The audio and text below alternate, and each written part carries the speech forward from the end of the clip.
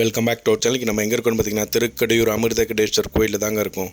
இந்த கோயிலோட சிறப்பே 60ஆம் கல்யாணம், 70, 80, 90, 100வது கல்யாணம் இந்த கோயிலில் சிறப்பாக நடைபெறுகிறது.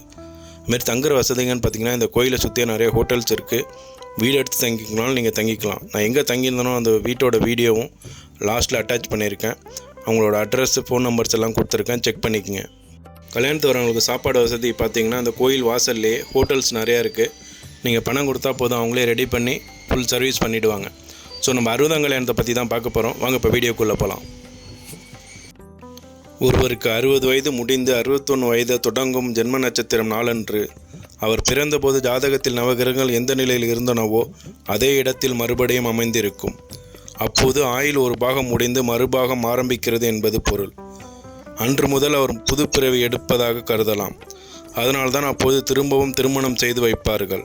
இதை 60ஆம் கல்யாணம் என்று அழைக்கிறார்கள். திருக்கடையூரில் பூரண அபிஷேகம் 100வது வயது பூர்த்தி, கனக அபிஷேகம் 90வது வயது, சதாபிஷேகம், பீமரத சாந்தி, மணிவிழா மற்றும் ஆயுஷ ஹோமம் செய்து கொண்டால் ஆயுள் நீடிக்கும் என்பது நம்பிக்கை. இத்திருமணத்தின் போது 16 கலசங்களை வைத்து அருகில் நவதானியங்கள் வைத்து ஹோமம் செய்கின்றனர். கலசங்களில் உள்ள புனித நீரை உறவினர்கள் கொண்டு தம்பதியர் மீது ஊற்றுகிறார்கள். இவ்வாறு செய்தால் பாவங்கள் நீங்கப்படுவதாக நம்பிக்கை.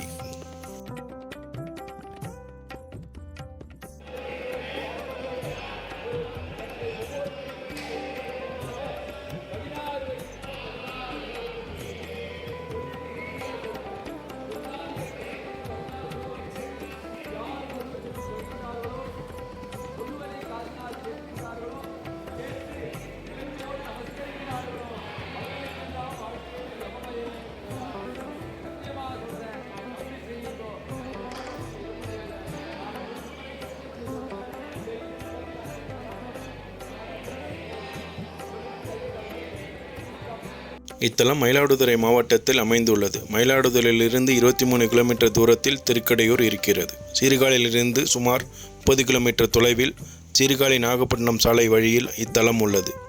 காரைக்காலிலிருந்து 22 கிலோமீட்டர் இத்தலம் உள்ளது. இந்த இடத்துல தான் பார்த்திங்கன்னா கல்யாணம்லாம் நடந்துக்கிட்டு இருக்குது.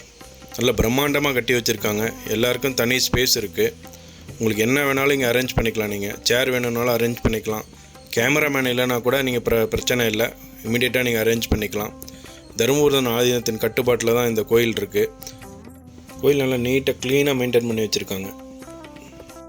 இத்தலத்தில் இறைவன் மார்க்கண்டேயருக்காக யமனை உதைத்து அருளினார் என்பது தொன்னம்பிக்கை. அபிராமி அந்தாதி பாடப்பட்டது இத்தலத்திலேயாகும். இத்தலத்து இறைவன் அமிர்தகடேஸ்வரர், இறைவி அபிராமி. இங்கு நவகிரக சன்னதிகள் இல்லாதது சிறப்பாக கூறப்படுகிறது. மூலவர் மேற்கே பார்த்தும் அருள்மிகு அபிராமி அம்பாள் கிழக்கே பார்த்தும் இருக்கிறார்கள். இத்தலம் நித்திய திருக்கல்யாண தலமாக திகழ்கிறது. இத்தலம் அமிர்தகடேஸ்வர் லிங்கத்தில் யமன் வீசிய பாசக்கயிறின் தடம் இருக்கிறது. இதனை சுவாமிக்கு பாலாபிஷேகம் செய்யும் போது மட்டுமே பார்க்க முடியும்.